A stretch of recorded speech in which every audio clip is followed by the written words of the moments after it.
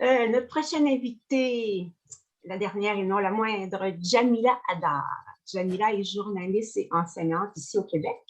Elle est kabyle et militante de la cause amazigh. Elle a aussi milité dans des associations féministes, culturelles et communautaires. À cause du terrorisme ayant assassiné plus de 80 journalistes algériens, elle a été contrainte de partir en France en 1994. Et depuis 1997, elle vit ici au Québec, tout en continuant à lutter pour des causes qui lui tiennent à cœur, notamment pour la laïcité et pour l'arrivée d'un État de droit en Algérie. Bonjour Jamila et merci d'être parmi nous. Bonjour Hélène, bonjour tout le monde. Comme on dit dans notre langue, Azul, tout le monde. Voilà, donc ces deux questions sont vraiment pertinentes et je vous remercie pour l'invitation et pour tout le travail que vous faites. Je remercie également celles qui étaient intervenues avant moi, bien sûr. Et je reprends deux idées avancées par Fatiha et par Jamila parce que toutes les deux, elles sont algériennes. Et on a vécu plus ou moins, on a quelques souvenirs communs. On peut, si je puis m'exprimer ainsi. Alors, ce qui est extraordinaire dans l'Algérie des paradoxes, comme l'appelait Pierre Bourdieu, c'est qu'après l'indépendance, effectivement, il y avait des femmes algériennes qui mettaient le haïk. Ce n'est pas le voile, hein. Le haïk, il y a deux couleurs. Dans l'algérois, peut-être l'oranie, je ne sais pas, mais dans l'algérois, c'est blanc et dans l'Est, le constantinois, c'est noir. Mais c'était le haïk, mais surtout l'algérois, OK?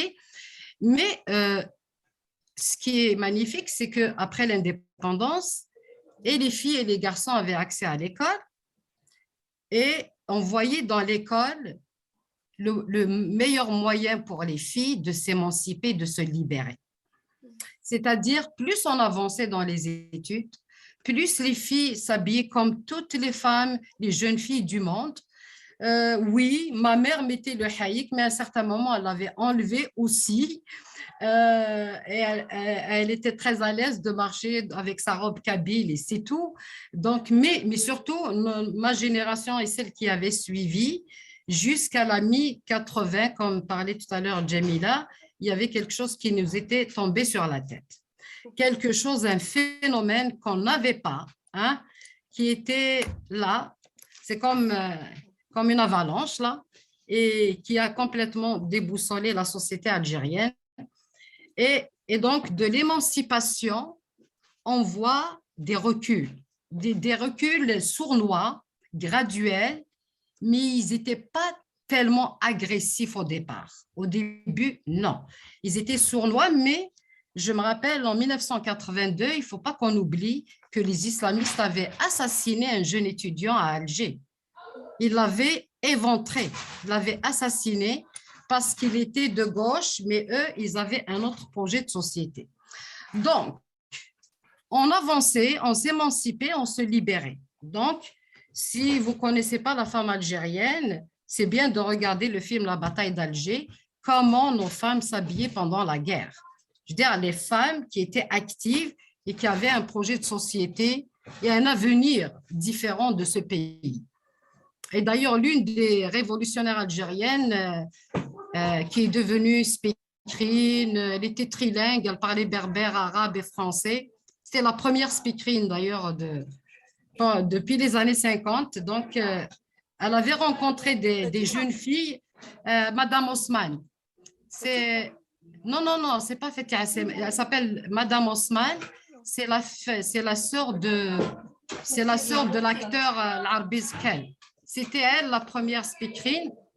Et elle avait rencontré des jeunes filles dans les années 90, je pense, si ma mémoire était bonne. Elle leur a dit ceci. Est-ce qu'on a fait tout ça pour ça? Est-ce qu'on a libéré le pays?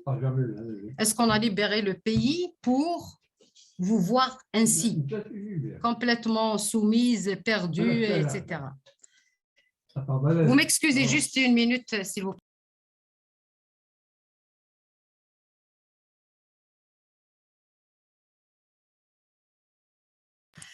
Désolée. Donc, ce que je voulais dire par là, on a commencé à nous construire normalement dès 1970, malgré les coups bas politiques et les coups d'État, etc. Mais la société algérienne avançait vers la modernité, vers l'intelligence, vers l'ouverture. Tout, tout le monde voulait vivre, mais vivre libre. Il faut préciser ça. Il n'y a pas un Algérien qui accepterait de négocier sa liberté parce qu'elle nous a coûté cher. Bref, donc maintenant, je reviens à votre question. La première, qu'a représenté le voile dans votre vie? Question pertinente, comme je le disais, mais le problème, c'est que moi, je ne dissocie pas le voile du projet islamiste. C'est comme c'est un kit. Et pourquoi le voile? Parce qu'on cible cette femme qui symbolise l'émancipation, la modernité. Même aujourd'hui, malgré tous les problèmes qui secouent l'Algérie, mais pas à peu près, mais le plus grand pourcentage d'universitaires sont des femmes. Le plus grand pourcentage des diplômés sont des femmes. Même aujourd'hui, en 2022. Là. Donc, si je reprends votre question, je vais me concentrer juste sur le voile. Je dirais que c'était un chamboulement, un choc, voire une agression. Cette agression, elle a réussi en 10 ans à créer 2 univers féminins.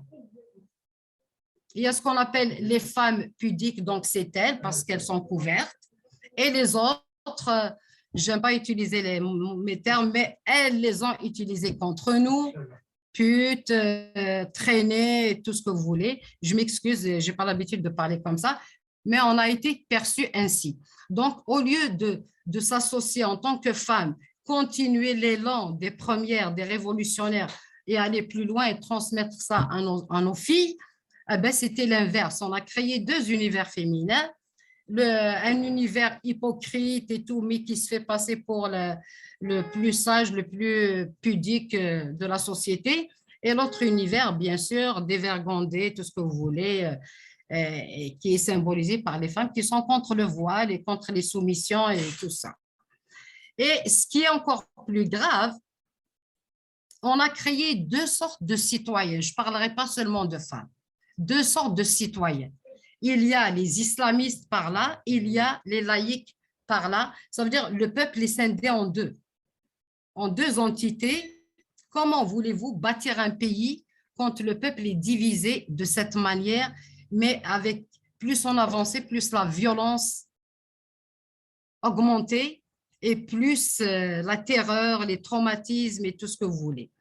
Et quand je dis 2 univers aussi citoyens, mais toujours par opposition à un État central terrifiant, c'est une dictature.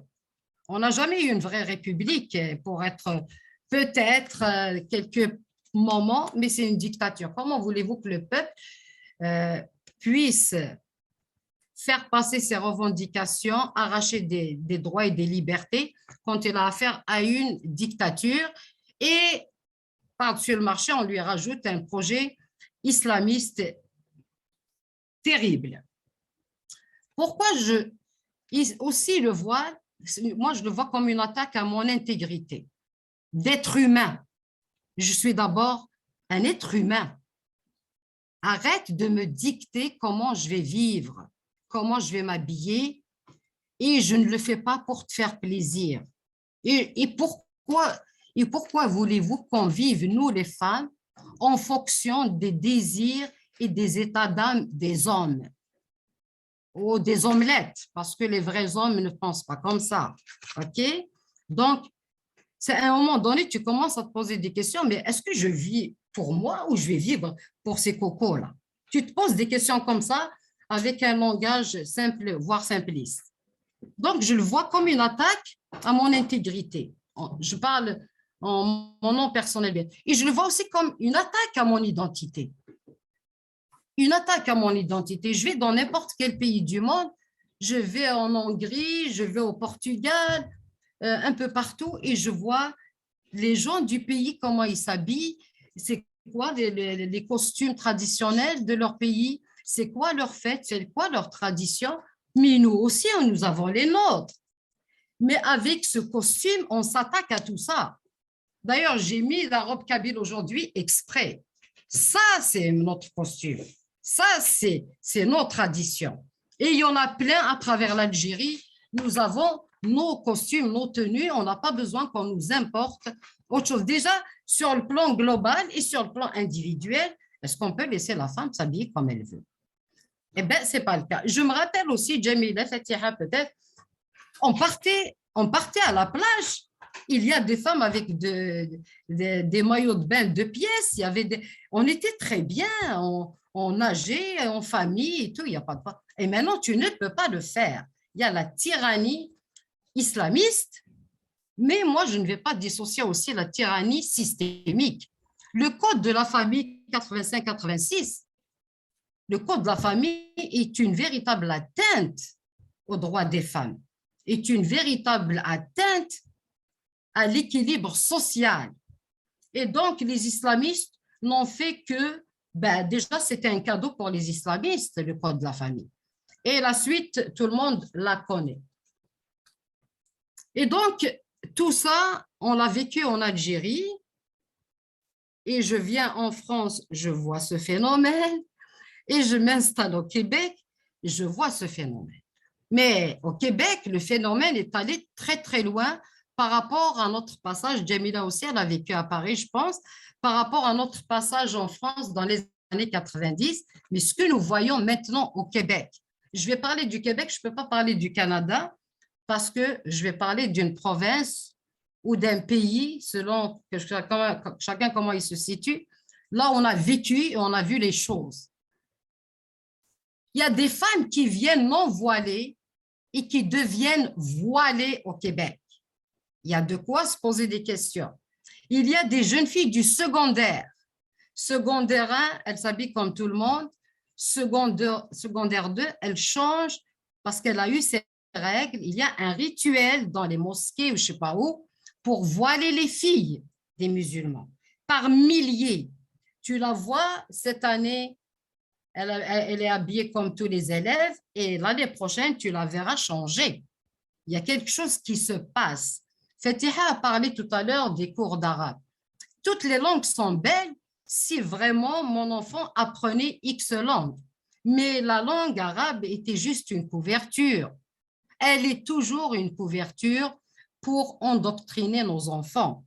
Donc, ceux qui sont vigilants, ils n'emmènent pas leurs enfants là-bas, mais d'autres, naïfs ou complices, on offre les enfants du Québec parce que nous vivons au Québec, on les offre à ces charlatans. Et l'enfant, il devient... Et pire encore, elle devient voilée, elle revient au secondaire et elle commence à endoctriner ses copines. Elle commence à faire passer les messages. Tu n'es pas une vraie musulmane si tu n'es pas habillée comme ça. Envoyer tout ça à l'école, mais on fait semblant de ne pas le voir parce que ce n'est pas une affaire de personne, c'est une affaire d'institution. C'est une affaire d'État. L'État qui ferme les yeux, les écoles privées, pour moi, sont très dangereuses parce qu'elles ne sont pas contrôlées. Ce qui se passe, et en plus, le comble, c'est qu'elles sont subventionnées. Et on offre, et moi, j'ai des témoignages des parents qui ont retiré leurs filles de l'école islamique parce qu'elles ont vécu l'horreur là-bas. Elles se sont opposées à plein de choses. On les a martyrisées, frappées et tout ça. Et la fille, elle a suivi même elle a été même voir des psychiatres et des psychologues pour essayer de reprendre son état normal d'avant et ce n'est pas évident. Donc, le voile, il représente tous ces dangers qui sont une atteinte à l'intégrité d'un être humain d'abord, en général, mais de la femme en particulier, parce qu'à travers elle, il y a l'éducation, il y a les enfants. Oui, on sait très bien que les deux parents peuvent s'en occuper, mais la maman, n'oubliez pas ce que c'est qu'une maman. La maman peut faire tout ce qu'elle veut de ses enfants, peu importe les circonstances. Maintenant, que représente le voile dans les sociétés actuelles? Moi, je vais le dire directement, c'est un énorme danger pour le projet de société moderne. le voile et tout ce qui est, moi, comme je vous l'ai dit au départ, moi, je ne le dissocie pas du projet global des islamistes ou de l'international des frères musulmans. C'est un danger potentiel pour n'importe quelle société. Et le danger de l'Occident, quand il pense que c'est normal que ça se passe en Afghanistan, c'est normal que ça se passe en Algérie, mais ce n'est pas normal que ça se passe en France ou au Québec. Ce n'est pas normal que ça se passe dans n'importe quelle société et dans n'importe quel pays. Et quand je soutiens la loi 21, ce n'est pas pour faire plaisir aux Québécois de souche. OK? Et ce n'est pas pour trahir ma communauté, parce qu'on est situé dans dans cette section, on est des traîtres parce qu'on soutient. Mais pourquoi je vais te soutenir? Je ne suis pas d'accord avec toi. Mais comme je l'ai dit, ce n'est pas pour faire plaisir à l'Occident et ce n'est pas pour trahir les miens. Non, c'est la loi 21, entre autres, c'est une loi dans laquelle l'État intervient et garantit des choses que l'individu ne peut pas faire. L'État peut protéger l'école, l'État peut protéger la fonction publique, l'État, oui, mais l'individu, on a vécu ça en Algérie. L'État a livré l'école aux islamistes. Il faut voir ce qui se passe maintenant, ce n'est pas du tout l'école que j'avais faite. L'école algérienne a formé des médecins, des chirurgiens, des génies dans tous les domaines. Qu'est-ce qui se passe? Parce qu'on a livré l'école aux islamistes. Donc, c'est un danger potentiel, on le voit. On a vu ce qui s'est passé en Afghanistan, ce qui se passe encore, et on voit ce qui se passe en Algérie en particulier. Hein? Toute l'Afrique du Nord, mais l'Algérie, c'est quelque chose. C'est un grand laboratoire de ces cinglés. Avec la complicité de l'État, bien sûr, avec tous mes respects à certains technocrates qui en souffrent, qui souffrent le martyre à l'intérieur du système et qui ne peuvent rien faire. Donc,